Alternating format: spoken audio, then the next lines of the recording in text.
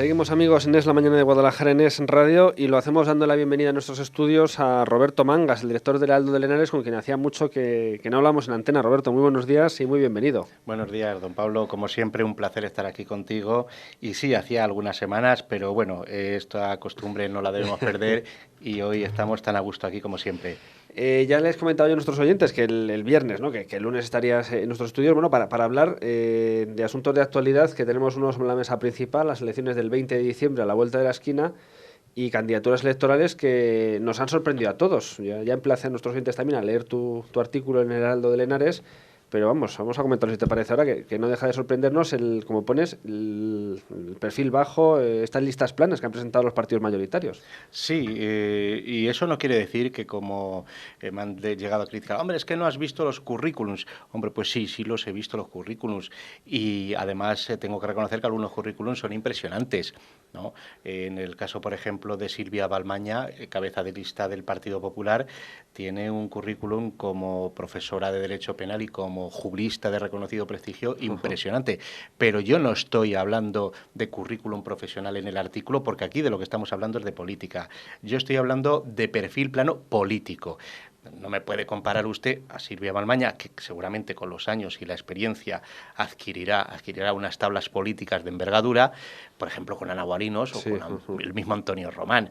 No me compare usted a Ramón Aguirre, por ejemplo, por muy buen currículum que tenga y que ahora es el director de la SEPI, que es la principal empresa del Estado, con el currículum, pues incluso de gente, pues en el Partido Socialista, que pudiera llevar años, como Jesús Alique, como Javier Irízar, o gente de otros partidos. Entonces, a lo que nos estamos refiriendo es a un perfil político. Parece ser como si los partidos políticos estuvieran echando manos de personajes que tienen un perfil político bajo, incluso para no llamar la atención, o para evitar sorpresas de última hora. Entonces, mientras los grandes se están pegando por ver quién ocupa las candidaturas y ver quién ocupa los liderazgos, a las listas ponemos gente más bien de perfil bajo político, aunque tengan un gran perfil profesional, para evitar problemas y sobre todo sorpresas. Gente quizá de más peso dentro del partido que en la calle, desde luego, porque en la calle no se le conoce, por ejemplo, a Silvia Balmaña, ¿no? Digo, políticamente hablando. En absoluto, ¿no? Además, yo creo que con la experiencia profesional que tiene, incluso estuvo infravalorada en la Junta. O sea, un personaje como Silvia Balmaña, que es reconocida jurista internacional, que desempeñara las funciones de directora general de la familia en la Junta de Castilla-La Mancha, habiendo cargos en la Consejería, por ejemplo, de Justicia, Presidencia y demás, cuando estamos pendientes incluso de las transferencias, de adaptar las necesidades de la justicia del siglo XXI en Castilla-La Mancha, y que esta señora estuviera haciendo, pues como dijéramos, tramitando ayudas a embarazadas y familias numerosas, pues era perder un capital profesional muy grande. Ahora, en la lista, en el Congreso, hombre, pues si en el Congreso la vamos a aprovechar, gane el PSOE o gane el PP, dentro de los grupos de trabajo de derecho penal o de justicia, para que aplique todos sus conocimientos, entonces sí sería bienvenida. Pero me temo muchas veces que los partidos políticos al final lo que necesitan es número para votar resoluciones.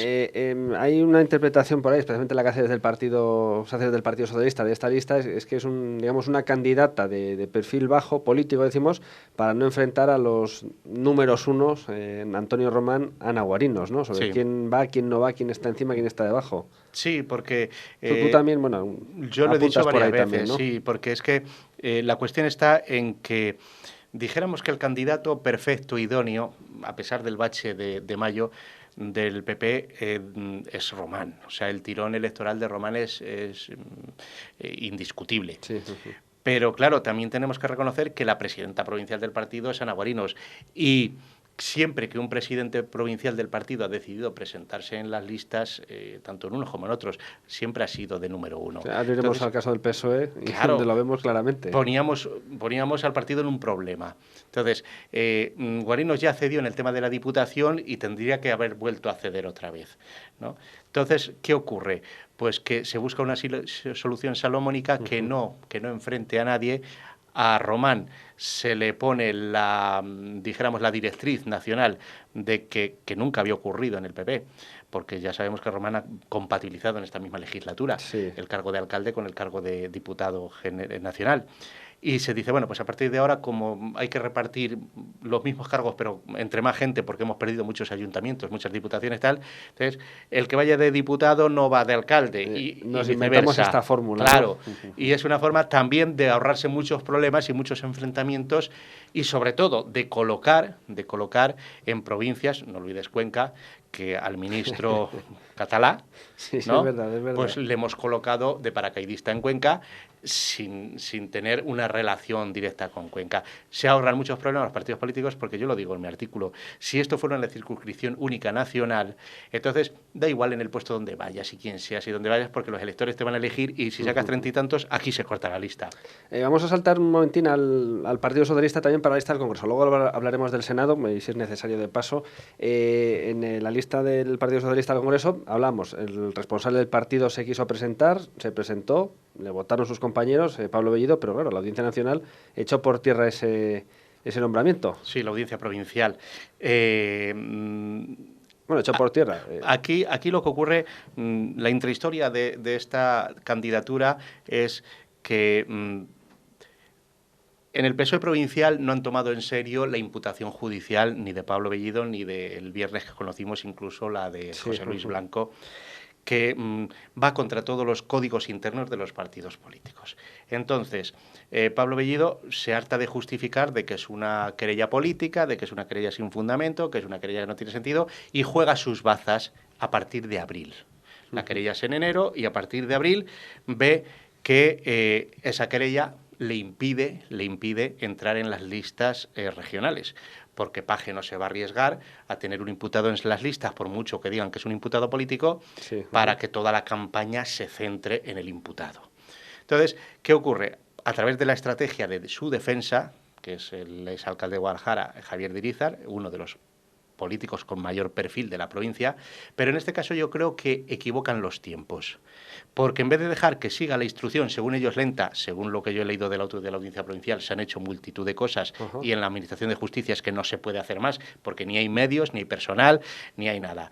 Entonces, ¿qué ocurre? Provocan que se tenga que pronunciar el juez antes de terminar la instrucción sobre un sobreseimiento anticipado. ¿Por qué quiere ese sobreseimiento anticipado, Bellido?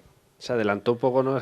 Quizá ambición política. Lo llega a pedir hasta en 4 o 5 ocasiones consecutivas. ¿Por qué quiere ese sobreseimiento anticipado? Porque quiere llegar limpio al 8 de octubre, donde se van al 10 de octubre, perdón, donde se van a elegir en el Comité Provincial del Partido las listas al partido. Lo que él no cuenta es que la justicia no está de su disposición. La justicia tiene unos plazos, tiene unos periodos para trabajar, para admitir, para los recursos. Y los jueces mucho que hacer además. Y aparte que no es el único pleito que hay en el juzgado, ni en la audiencia. Entonces se le fija la vista de debate y deliberación en la Audiencia Provincial el 8 de octubre, es decir, 2 días antes de que sea el Congreso, el Comité Provincial del PSOE, donde se eligen los cabezas de lista. ¿Qué ocurre? Pues que él pide que el mismo día se haga todo, para que llegue el día 10 y él pueda saber si está imputado o no está imputado. Pero claro, es que desde que los jueces se reúnen hasta que toman una decisión, hasta que se transcribe, hasta que se firma y hasta que se notifica a las partes, pasan varios días.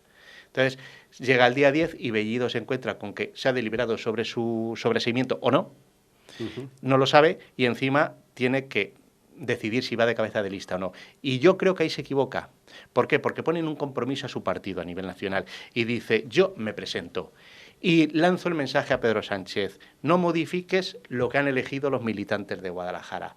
Pero claro, ¿cuándo? Además, esa lectura la hiciste tú el primero. Y el único. Y el único. Es verdad, es verdad. Y entonces, 3 días después, cae en mi mano el auto cuando él ha dicho que la Audiencia Provincial le da la razón, pero que no sobresee la causa, y resulta que la Audiencia no dice eso exactamente. La Audiencia dice que hay que seguir investigando porque hay indicios de 2 delitos.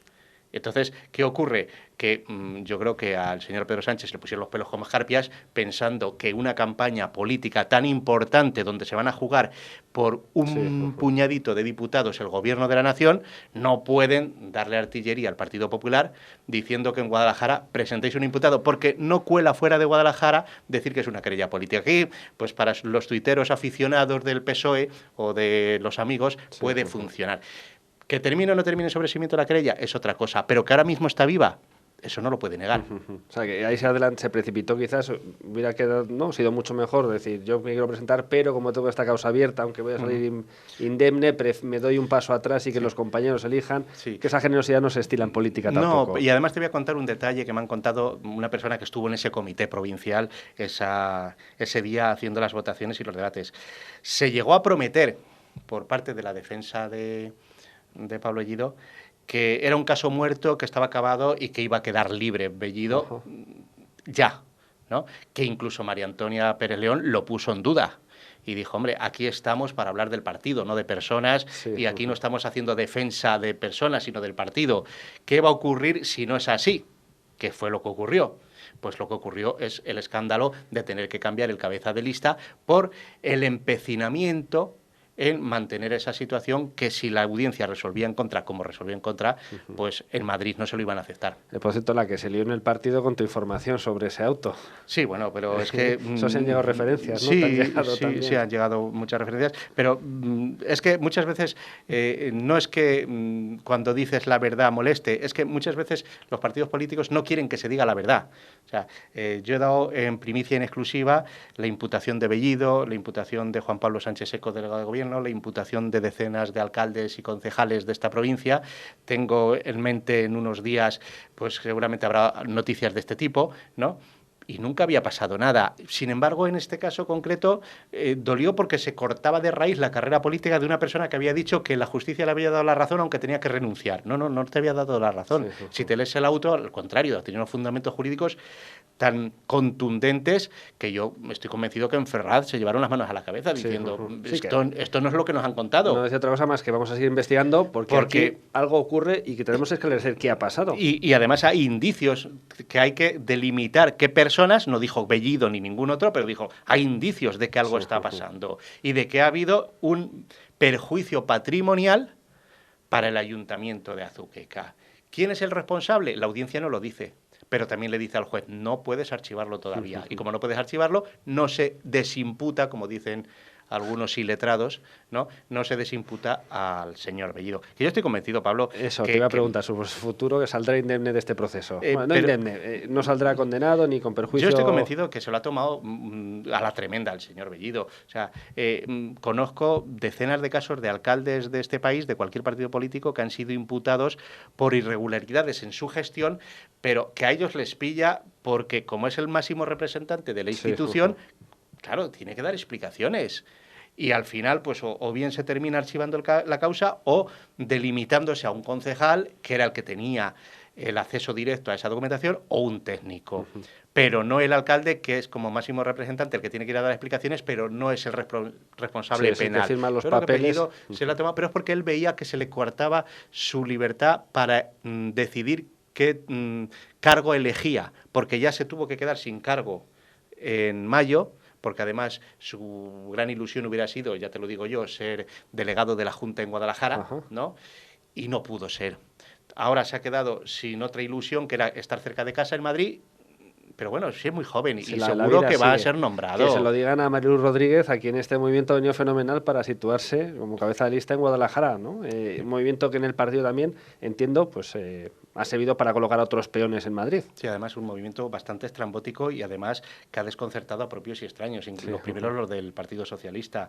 Sobre todo después de tantos meses haciendo gala de en el PSOE se elige por votación el número 1 y se votación en ocasiones no. Pero aquí lo que ha ocurrido es, como en el tema del Partido Popular con Guarinos y con Román, evitar conflictos internos. Aquí el conflicto interno que se ha intentado evitar ha sido el de Bellido-Valerio.